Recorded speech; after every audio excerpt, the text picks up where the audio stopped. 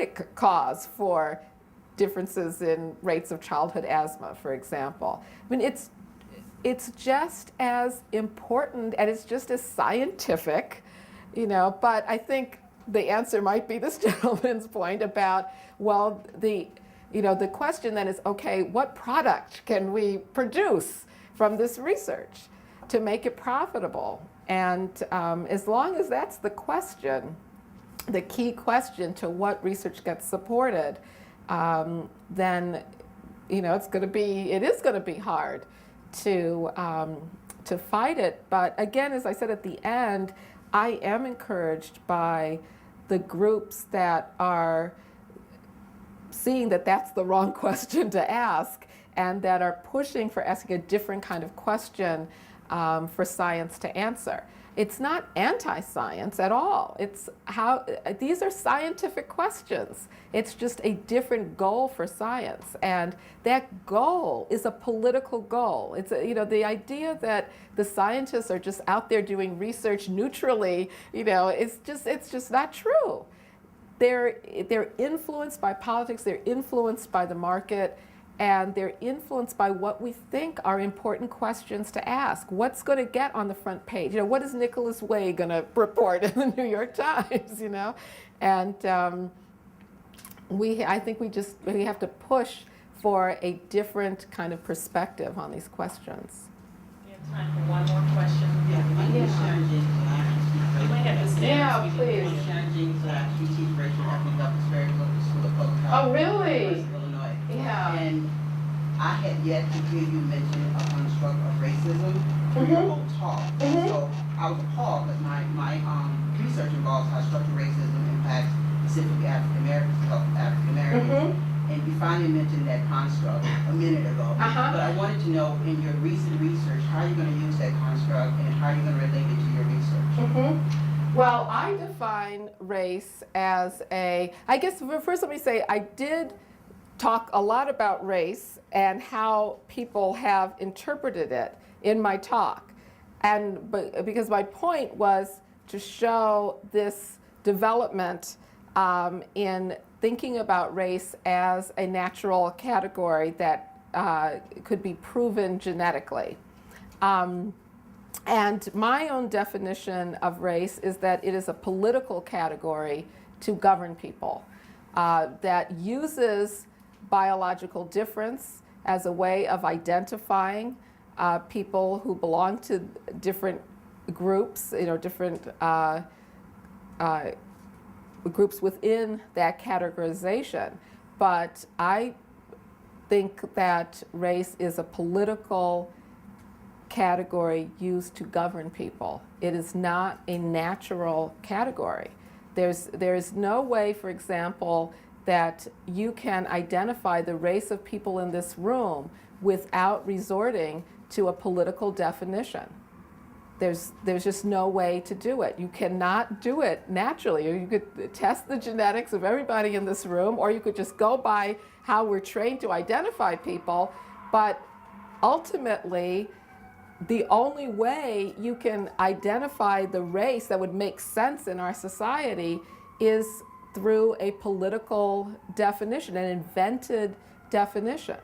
But my question was about racism. Oh, okay. Well, racism, I think that race is an important aspect of racism. In other words, I don't think that racism is just a biased view of race.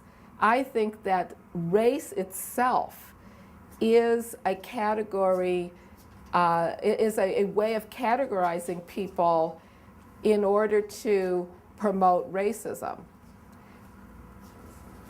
I don't subscribe to the view that race is natural and that racism is a perversion of those categories. I know many people feel that way, so they would say, well, race is fine as long as we're not racist.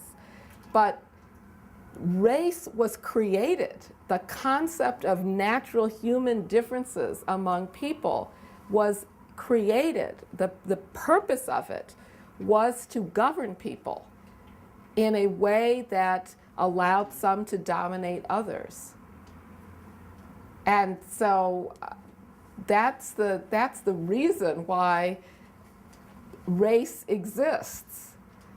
Now, I do not believe that we should be colorblind, therefore say, well, then we shouldn't pay attention to race, because race has a real impact on people's lives. And I also think that bias, that racism involves both individual bias and social, so institutionalized bias. I think both are important, and both continue to exist in this country.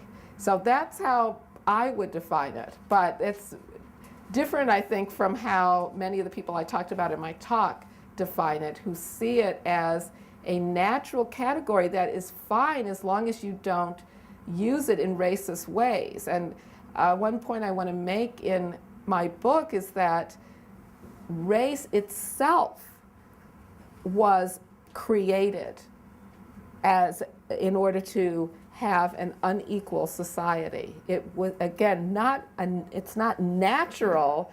And this is what many scientists say, well, we can use race in our research as long as then our results aren't used by racists. But what is that category race that they're using in their research? Where does it come from? What is it? How do you know what it is? Many scientists they're not even questioning it. They don't, if you question, they're not sure what they're talking about. It's just like, well, what's natural? No, it's not natural. It's not. Just today, I was mentioning that I got some shots today for a trip to Tanzania, and in the doctor's office was this map of the world, and my daughter and I were looking at it, and we said, look at Russia. Russia extends all the way across Asia. Now, why is Russia part of Europe? Why is Russia considered white? Why are Europeans considered a race of people? There's nothing natural in the map. Look at the map, okay? There's nothing natural that separates Europe from Asia. It's a political distinction. And Russia is huge. It's right on top of China, for goodness sake. So when did Russians become white? How would you know? How would you know that? The only way you can know what race Russian people are is for somebody to tell you that because of a particular history and in our particular country, this is how we define people. There's no reason why people from Turkey are not considered white, but people from Russia are. Why? Turkey's closer to Greece than Russia is. It's closer to England, even. Why? It's a political division. And so even the idea that some scientists are saying, well, we're really talking about continental ancestry. Okay, well then explain how European became white. It's not a natural division.